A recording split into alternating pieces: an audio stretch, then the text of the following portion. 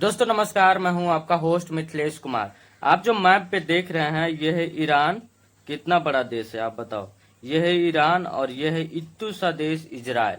लेकिन इजराइल की जो कॉम्पेटिबिलिटी है, जो उसके पास पावर है, जो आर्मी पावर है, वो ईरान से कई गुना बहुत ज्यादा ही बड़ा है। और आजकल की बात यह है दोस्तों कि इजराइल जो है ईरान के ऊपर इतना ज्यादा बम मार रहा है, इतना पीट रहा है ईरान को, इतना पीट रहा है कि ईरान रोते रोते बौखला गया है पूरी तरीके से।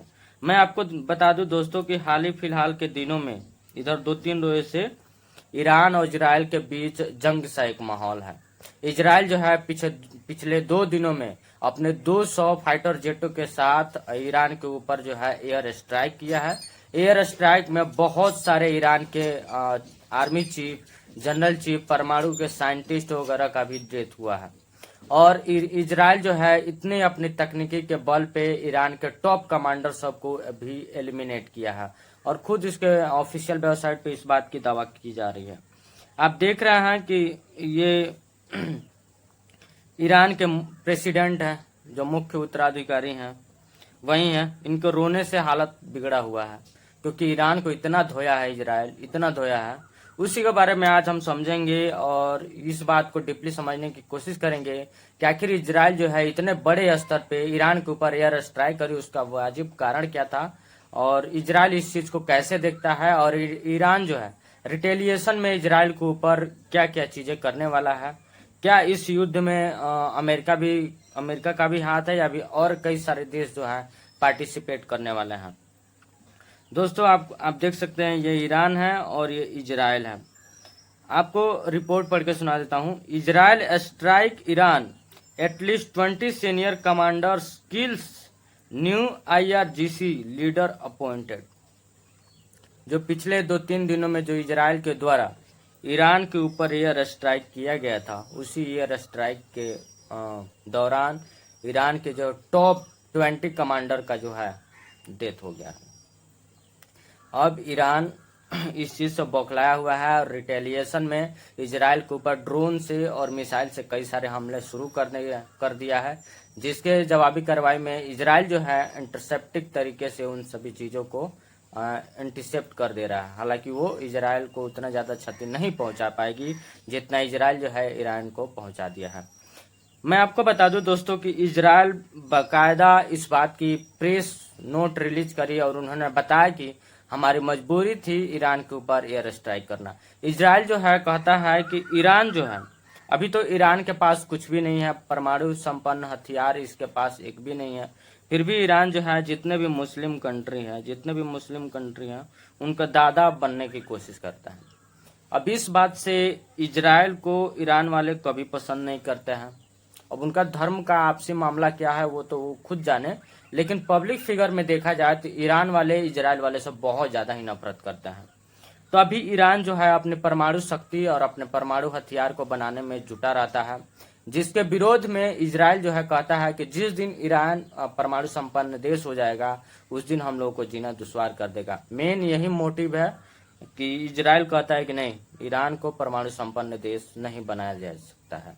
अब इसके पीछे हाथ अमेरिका का भी है। अमेरिका भी कई सारे दिनों से इस बात को दोहराते आया है कि ईरान के पास परमाणु समझौता हम लोगों के साथ कर लेना चाहिए और ईरान को परमाणु हथियार नहीं बनानी चाहिए।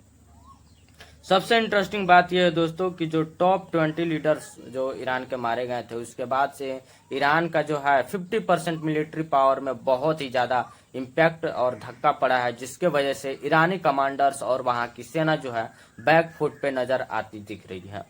मैं आपको रिपोर्ट से बता दूं, at least 20 senior Iranian commanders were killed during Israel strike on the country as per the report सामने निकल के आ रही है कि ईरानी 20 कमांडर जो है ऑन द स्पॉट इजराइल के स्ट्राइक में डेथ कर गया। This included the head of revolutionary guard aerospace force commander Amir Ali Hajizadeh as per the source.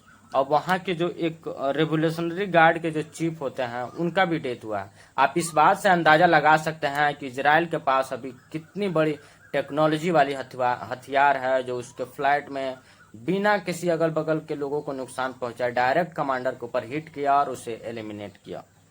Iran state television report the death of Hussein Salami, chief of the Revolutionary Guard, and said the unit's headquarters, the Tehran, was hit. Iran's supreme leader Ali Khamenei appointed Major General Mohammad Pakpour as the new commander-in-chief the Islamic Revolutionary Guard.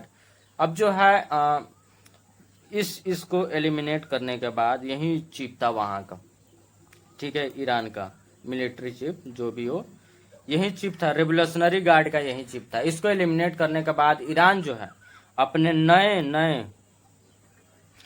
नए commander को, commander in chief of the appointed major general Mohammad Pakpour, एक नया commander होगा, उसको जो है appointed कर दिया है।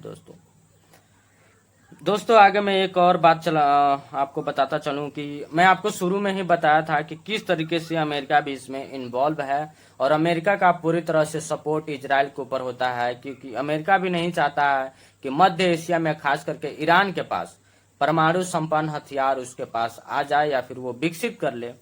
इन सभी परमाणु हथियार बनाने के पीछे ईरान बहुत सारे दिनों से पीछे पड़ा हुआ है और अपनी डिफेंस बजट जो है खास करके जिसमें परमाणु हथियार बनाया जाता है उसका डबल टू डबल हर साल बढ़ाते रहता है। उसके अगेंस्ट में यूएस जो है, यूनाइटेड स्टेट्स ऑफ अमेरिका, वहां के प्रेसिडेंट डोनाल्ड ट्रंप ने अपने ऑफिशियल वेबसाइट और खास करके ट्विटर के माध्यम से इस बात की जानकारी दी कि उन्होंने ईरान को कई दफा मौका दिया कि ईरान हमारे साथ परमाणु समझौता पे हस्ताक्षर कर ले और परमाणु हथियार नहीं बनाए, क्योंकि आने वाले समय में अगर ईरान के पास परमाणु हथियार हो जाते हैं तो मध्य एशिया में अस्थिर पैदा कर सकता है और यहाँ पे खास करके इजराइल और अमेरिका का जो प्रभाव है बहुत ही निष्क्रिय हो जाएगा। आपको बता दूं कि 2020 में US kill the powerful head of guard Quds force Qasem Soleimani in the drone strike outside Baghdad airport in 2020 में जो है अमेरिका ड्रोन के थ्रू कुसेम सुलेमानी, जो वहां का एक चीफ होता था गार्ड ऑफ सलामी threaten the retaliation against America and Israel commander the Quds of Jerusalem force in the wing of the guard of overseas foreign operation. एक Qasem Sulemani, आपको पता है दोस्तों, कुसेम सुलेमानी ईरान का जो है परमाणु बम बनाने का जो प्रक्रिया होती है, जो एटम बनाने की जो प्रक्रिया होती है, उसका चीफ रह चुका है, उसका मेन कमांडर रह चुका है और उसका साइंटिस्ट रह चुका है। अब ये लोग जब भी परमाणु बम बनाने या फिर परमाणु हथियार बनाने के करीब होते हैं ईरानियन, तब अमेरिका जो है कुछ न कुछ ऐसी चीजें करता है जिससे अपने लक्ष्य के प्राप्ति से ये फिर से दूर हो जाते हैं। 2020 में ये जब कुसेम सुलेमानी बगदाद एयरपोर्ट के पास में था, तभी ड्रोन के हमले में जो यूएस के द्वारा कराया गया था उसमें इसके जान ले ली गई थी। दोस्तों जियोपॉलिटिक्स में बहुत सारे शतरंज की चालें होती है। बड़े बड़े देशों के बड़े बड़े नेता अपने फैसले से, अपने बातों से छोटे देशों के छोटे लोगों का भविष्य और छोटे देशों के छोटे नेता का भविष्य तय करते हैं। जियोपॉलिटिक्स में ऐसा होता है। तो मैं कहूंगा दोस्तों कि आप मोटा मोटी तौर पे समझ ही लें कि ईरान और इजराइल के बीच एक्चुअली में वॉर होने का या फिर एयर स्ट्राइक होने का मेन मुद्दा क्या है। आने वाले टाइम में मैं भी इसको कवर कर रहा हूं।